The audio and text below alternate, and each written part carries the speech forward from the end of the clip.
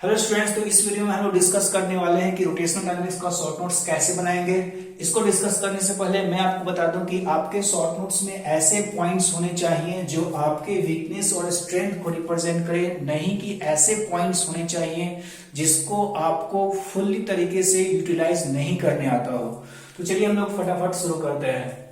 तो मैंने rotational dynamics का शुरुआत मोमेंट ऑफ इनर्शिया से किया है। जैसा कि मोमेंट ऑफ इनर्शिया में हम लोग जब मोमेंट ऑफ इनर्शिया पढ़ना शुरू करते हैं तो उसमें सबसे पहले आपका रॉड का आता है। याद रखिए कि मोमेंट ऑफ इनर्शिया का मैंने ज्यादा कुछ मेंशन नहीं किया है, क्योंकि जो भी स्टूडेंट अगर पढ़ते रहता है तो उसको इतना तो आइडिया होता ही है कि मोमेंट ऑफ इनर्शिया mr² होता है और इसको बोलते क्या है।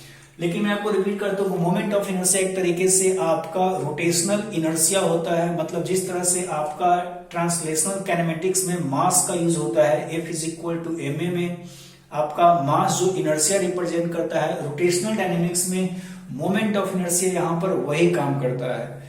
तो इन सारे छोटे पॉइंट्स को मैंने मेंशन नहीं किया है, लेकिन आप अपने शॉर्ट नोट्स में आपको लगता है कि ये ज्यादा आप भूलते हैं, आपको ऐसा लगता है कि ये आपका वीकनेस है, तो आप इस पॉइंट को नोट डाउन कर सकते हैं। चलिए फटाफट हम लोग शुरू करते हैं।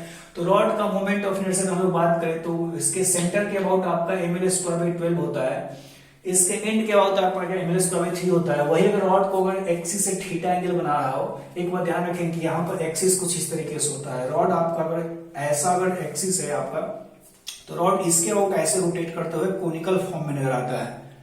तो एक रॉड अगर आपका थीटा एंगल बना रहा हो किसी एक्सिस से, तो उसके मोमेंट ऑफ इनर्शिया अगर आपका वही एक्सिस एंड से पास कर रहा हो तो ml sin θ²/3, ठीक है। और अगर वही आपका एक्सिस सेंटर से पास कर रहा हो तो ml sin θ²/12 हो जाता है आपका।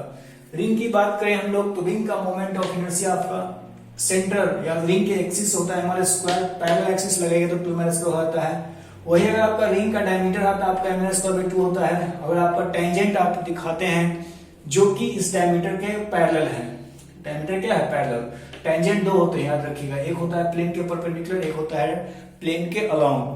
तो आपका इसके बाद जो मोमेंट ऑफ इनर्शिया होता है 3/2 mr² होता है। मैंने पैरेलल एक्सिस थ्योरम मेंशन किया यहाँ पर, जो पैरेलल एक्सिस थ्योरम सही हो जाते हैं I = ICM + MD²। मैंने एक क्वेश्चन को यहाँ पर दिखाया है कि अगर आप पैरेलल एक्सिस थ्योरम लिखते हैं तो इसका जो इंपॉर्टेंस है आपको तब पता चलेगा जब आप इस क्वेश्चन को सॉल्व करते हैं। कि अगर आपका हाफ रिंग का मोमेंट ऑफ इनर्शिया इसके आउट निकालना हो तो बहुत लोग डायरेक्ट यहाँ से यहाँ के बीच में पैरेलल एक्सिस थ्योरम लगाते हैं, लेकिन जो कि गलत है, क्योंकि इसका सेंटर ऑफ मास यहाँ पर होता है 2r/π पे, राइट। तो पहले आप mr² इसके अबाउट होता है उसको आप यहाँ पर ट्रांसपोर्ट करते हैं, फिर उसके बाद यहाँ से यहाँ के बीच आपका पैरेलल एक्सिस थ्योरम लगाते हैं, तब जाकर आपका सही आंसर आता है। परपेंडिकुलर एक्सिस थ्योरम इसमें है, आपको सबको पता है कि ये प्लेनर ओनली लैमिनार बॉडी मतलब 2D बॉडीज के लिए होता है जिसका थिकनेस 0 हो, थिकनेस आपका नेग्लिजिबल हो। इसमें बोलते हैं कि Iz जो होता है प्लेन के परपेंडिकुलर होता है is equal to Ix + Iy। Obviously है कि ये तीनों एक दूसरे के परपेंडिकुलर है, तभी मैंने Ix, Iy और Iz का नाम लिया है। एक बात आपका और ध्यान रखें कि यहाँ पर no recommendation of centre of mass, मतलब यहाँ पर हम लोग सेंटर ऑफ मास का कुछ भी ऐसा यूज नहीं करते हैं। बहुत लोगों को लगता है कि यहाँ पर जो Ix, Iy और Iz है वो सेंटर ऑफ मास का जो ऑरिजिन होना चाहिए, सेंटर ऑफ मास होना चाहिए, लेकिन ऐसा जरूरी नहीं है, ध्यान रखिएगा। डिस्क का मोमेंट ऑफ इनर्शिया बात करें तो उसके एक्सिस के अबाउट, डिस्क एक्सिस के अबाउट होता है mr²/2। अगर आप पैरेलल एक्सिस थ्योरम लगाते हैं तो उसमें से mr² आपका ऐड हो जाएगा तो 3/2 mr² हो जाएगा। डिस्क के डायमीटर का मोमेंट ऑफ इनर्शिया आपका होता है, दो पैरेलल परपेंडिकुलर एक्सिस थ्योरम लगाते हैं तो आता है mr²/4 mr²/2 होता है। mr²/4 आता है डायमीटर के अबाउट। फाइनली अगर मैं बोलूं तो आपको डिटेल जानना है तो आप वीडियोस में जा सकते हैं। तो इसके अबाउट होता है डायमीटर के अबाउट mr²/4। कैसे आया तो परपेंडिकुलर से आपका, और वही इसको आप पैरेलली शिफ्ट करते हैं तो टेंजेंट के अबाउट होता है मोमेंट ऑफ इनर्शिया, इसमें आप mr² ऐड कर दीजिए तो 5/4 mr²। आते हैं हम लोग प्लेट पे, तो आपका रेक्टेंगुलर प्लेट है यहाँ पर। तो रेक्टेंगुलर प्लेट में आप अगर एक्स एक्सिस के आउट इसके आउट निकालते हैं जो कि इस पार्ट को दो, इस साइड को दो पार्ट में डिवाइड कर रहा है, तो एक्स एक्सिस के आउट होता है ma²/12। याद रखिए कि अगर इसके आउट निकालते हैं तो आपको ये साइड लेना है ma²/12, जो कि ए ये साइड है, तो ma²/12 हो गया आपका। इसके अबाउट मोमेंट ऑफ इनर्शिया जो है आपका mb²/12, जो कि ये जो एक्सिस है वो बी साइड के परपेंडिकुलर है। तो जो साइड के परपेंडिकुलर होता है उसी के बाद हम लोग मोमेंट ऑफ इनर्शिया लिखते हैं, राइट। उसी का हम लोग साइड में मोमेंट ऑफ इनर्शिया के टर्म में आपका उसी का मेंशन होता है जिसके ऊपर परपेंडिकुलर है। इसके आउट आपको निकालना हो तो आई एक्स प्लस आई, मैंने बस मार्क कर छोड़ दिया है कि इतना आपको जब जहां से कॉपी करेंगे वहां से आपको इतना ध्यान होना चाहिए कि यहाँ आपने कॉपी क्यों किया था। मेन बात ये होता है कि शॉर्ट नोट्स का मोटिव है आपका कि आपको पता होना चाहिए कि आपने इसको क्यों लिखा है। इसलिए मैं रिकमेंड करता हूं कि सभी लोग अपना शॉर्ट नोट्स खुद से बनाएं ताकि आपको पता रहे कि आपके वीकनेस के, आपके स्ट्रेंथ के, आप कॉपी में मार्क करके रखिए कि आप कहां पर गलती ज्यादा करते हैं। तो चलिए इसको हम लोग यहाँ पर कर लेंगे। अगर आप a is equal to B करेंगे तो आपका स्क्वायर हो जाएगा। फिर एक और बात है यहाँ पर कि इसका मोमेंट ऑफ इनर्शिया इसी रेक्टेंगुलर प्लेट का अगर वही आप एक साइड के आउट निकालते हैं तो यह आपका हो जाएगा एम ए स्क्वायर बाई 3। इस साइड के आउट निकालते हैं आपका होता है एम ए स्क्वायर बाई 3। इस साइड के आउट निकालते हैं तो आपका M B A square by 3। हमेशा परपेंडिकुलर वाला साइड लेते हैं तो इस साइड के परपेंडिकुलर का लेंथ बी है तो M B A square by 3 हो जाएगा। इस साइड का ये एंड है एक्चुअली, आपको पता है कि इसका moment of inertia exactly rod की तरह ही होता है। तो आपका रॉड का एंड के अबाउट अगर निकालना हो तो एम ए स्क्वायर बाई 3 होता है, M L square by 3। Similarly इसका आउट निकालना हो तो M B A square by 3। इसके आउट निकालना हो तो आप दोनों को ऐड कर दीजिए I x plus I equal to I z. तो मैंने यहाँ पर मेंशन किया है कि I z is equal to M by 3 A square plus B square. अगर आप a is equal to B put करते हैं, मैंने आगे आपको मेंशन किया कि स्क्वायर हो जाएगा आपका, तो सारे फॉर्मूले आपका रिड्यूस हो जाएंगे।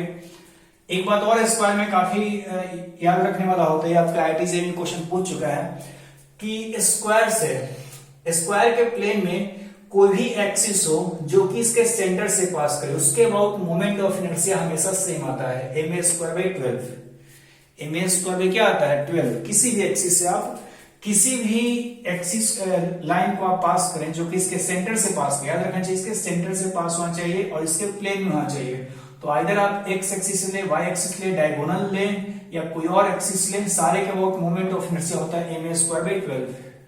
ठीक है, सिलेंडर की बात करते हैं तो सॉलिड सिलेंडर डिस्क की तरह बिहेव करता है। सॉलिड सिलेंडर जो है डिस्क की तरह बिहेव करता है, हॉलो सिलेंडर रिंग की तरफ। उतना आपके लिए काफी है, आपको बस रिमाइंड दिलवाना है, ऐसा नहीं कि पूरा लिखना है यहाँ पर।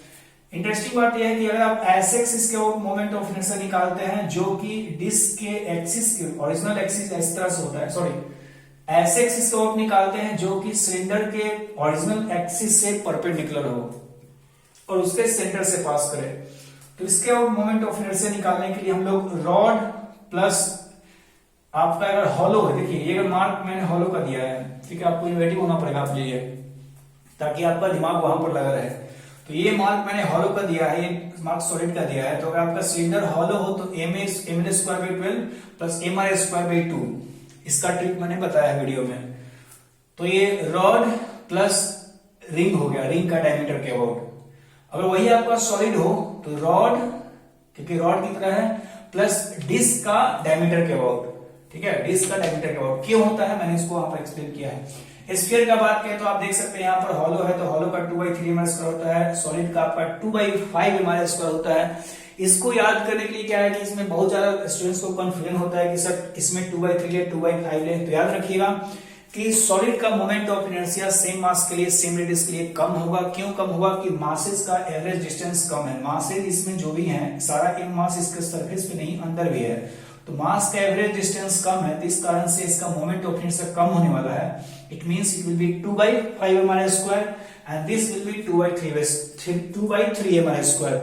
सेम लॉजिक एक्चुअली आपका डिस्क और रिंग में भी होता है कि रिंग का moment of inertia M R square होता है, डिस्क का एम आर स्क्वायर बाई 2 होता है, क्योंकि डिस्क में एवरेज डिस्टेंस जो है कम होता है, मासेस अंदर भी है।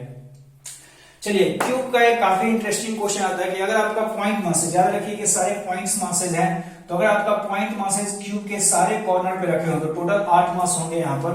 तो आपको अगर मोमेंट ऑफ इनर्शिया निकालना होता है किसी साइड के अबाउट, तो आई अबाउट साइड करने का मतलब ये हो गया, ठीक है, एज आप बोल सकते हैं। तो किसी साइड के अबाउट निकालना हो तो उस केस में साइड का out M A square by 12 होता है। अगर आपका फेस डायगोनल के अबाउट निकालना हो तो 2 घटा दीजिए, एम ए स्क्वायर बाई 6। अगर आपका क्यूब डायगोनल करने का मतलब आपको सबको पता है कि क्यूब का ओरिजिनल डायगोनल होता है, मतलब सबसे जो लार्जेस्ट डिस्टेंस होता है दो कॉर्नर्स के बीच को, तो उस लाइन को मिलाने वाले लाइन को बोलते हैं क्यूब डायगोनल। तो दो कॉर्नर के बीच का सबसे जो ज्यादा डिस्टेंस होता है जो कि √3 होता है, आपको पता होगा। तो क्यूब डायगोनल अगर इसको मैं एग्जैक्टली मिलाऊं ऑपोजिट कॉर्नर को, क्यूब के ऑपोजिट कॉर्नर को, तो उसके about moment of inertia 4 M square, आपका 2 घटते जाता है। तो तो 8 से शुरुआत कीजिए। 8 से ही शुरुआत क्यों करना है? क्योंकि 8 कॉर्नर होते हैं, ठीक है। आपको ट्रिक कुछ डेवलप करना होगा। तो 8 से शुरुआत करना है आपको, दो घटते हुए 4 तक आना है। चलिए हम लोग शुरू करते हैं एंगुलर मोमेंटम। इतना आपको मोमेंट ऑफ इनर्शिया याद रखना है, आपको सर्वाइवल हो जाएगा। टेक्निक्स आप सीखते रहिए, आप तरीके को सीखते रहिए, कैसे कैसे निकालने होते हैं, क्वेश्चंस काफी होते हैं। आप इसमें कुछ और एक्स्ट्रा पुट कर सकते हैं, इसको और मिनिमाइज कर सकते हैं, आप छोटा छोटा लिख सकते हैं। मेरे को दिखाना था तो मैंने कुछ बड़ा लिखा। चलिए हम लोग शुरू करते हैं एंगुलर मोमेंटम। तो एंगुलर मोमेंटम तो आपका होता है आर क्रॉस पी होता है, सबको पता है। लेकिन इसको हम लोग मॉडिफाई करते हैं कैसे? तो एल का जो मैग्नीट्यूड होता है आर पी साइन थीटा होता है, या आर इंटू पी परपेंडिकुलर, या आर परपेंडिकुलर इंटू पी भी होता है, राइट। तो इस तरह से हम लोग एंगुलर मोमेंटम निकालते हैं। एक बहुत इसमें इंटरेस्टिंग क्वेश्चन आता है कि कोई भी अगर पार्टिकल स्ट्रेट लाइन के लॉन्ग मूव कर रहा हो, स्ट्रेट लाइन का इक्वेशन हमेशा दिया रहता है y equal to x plus C. तो स्ट्रेट लाइन के लॉन्ग अगर मूव करते रहो तो उस केस में एंगुलर मोमेंटम ऑरिजिन के अबाउट कितना होगा, ऐसा क्वेश्चन हमेशा पूरा करता है।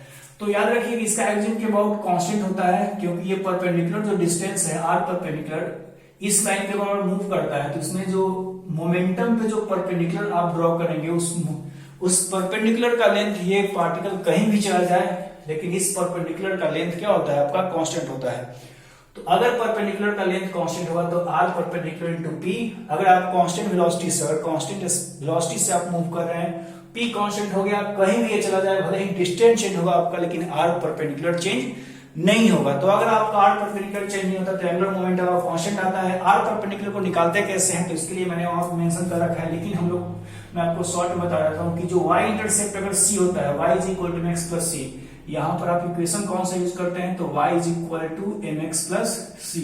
तो जो y इंटरसेप्ट होता है उसको हम लोग c बोलते हैं। तो c cos theta into momentum आपका परपेंडिकुलर देगा, क्योंकि 90 माइनस थीटा होता है, ठीक है। ये c होता है, तो c cos थीटा आपका आ जाएगा, ठीक है। आप सोचिएगा उसको, तो 90 माइनस थीटा, तो c sin 90 minus theta it means c cos theta. तो c cos theta into mv। cos theta कैसे निकालेंगे? क्योंकि आपका लाइन का स्लोप दिया रहेगा, तो स्लोप आपका tan थीटा देगा, tan थीटा से आप निकाल सकते हैं cos थीटा, राइट। तो आपका एंगुलर मोमेंटम कांस्टेंट आता है। चलिए बात करते हैं हम लोग टॉर्क की। तो टॉर्क का वैल्यू होता है आर क्रॉस एफ, तो आर एफ साइन थीटा, जो कि हम लोग आर परपेंडिकुलर इनटू एफ भी बोल सकते हैं। जो भी मैंने यहाँ पर तरीका यूज किया उस तरीकों को यहाँ भी यूज कर सकते हैं। Point of application of force इसी में आता है आपका टॉर्क में निकालने के लिए कि कैसे हम लोग निकालते हैं point of application of force. तो point of application of force ऐसा पॉइंट होता है जिसके अबाउट नेट टॉर्क सारे फोर्सेस का आपका जीरो हो जाए। तो यहां मैंने मेंशन कर दिया है, आप कुछ अपने दिमाग में क्वेश्चन रख सकते हैं। क्वेश्चन काफी इजी आते हैं कि आपको ऐसा पॉइंट्स निकालना होता है जिसके about torque left right balance हो जाए, ठीक है। Centre of gravity, point of application of force के बाद आता है आपका centre of gravity. Centre of gravity ऐसा पॉइंट होता है जिसके अबाउट ग्रेविटेशनल टॉर्क जीरो आ जाए। इसमें है सारे फोर्सेस का टॉर्क जीरो है। इस केस में है आपका ऐसा पॉइंट जिसके अबाउट ग्रेविटेशनल टॉर्क आपका क्या है? जीरो है।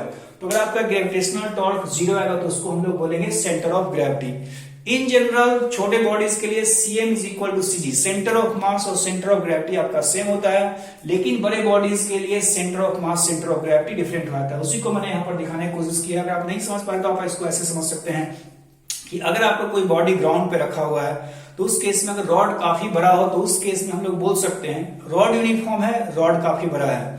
सेंटर ऑफ मास आपका एग्जैक्टली मिड पॉइंट पे होगा क्योंकि मास आपका यूनिफॉर्म है। लेकिन सेंटर ऑफ ग्रेविटी ऐसा पॉइंट होता है जहां पर वेट कॉन्सेंट्रेटेड हो, मास नहीं वेट आपका कॉन्सेंट्रेटेड माना जाए। तो क्योंकि जी का वैल्यू जैसे जैसे आप ऊपर जाते हैं घटते आता है, तो आप बोल सकते हैं कि यहाँ पर मास भले ही यूनिफॉर्म हो लेकिन वेट आपका नॉन यूनिफॉर्म है और लोअर साइड में वेट ज्यादा है। It mean centre of gravity उस केस में बड़े बॉडीज के लिए, काफी बड़े बॉडीज के लिए centre of gravity centre of मास से नीचे शिफ्ट हो जाएगी। तो उसी को मैंने यहाँ पर दिखाया कि आपका अर्थ है सेंटर ऑफ ग्रेविटी यहाँ है, सेंटर ऑफ मास यहाँ पर।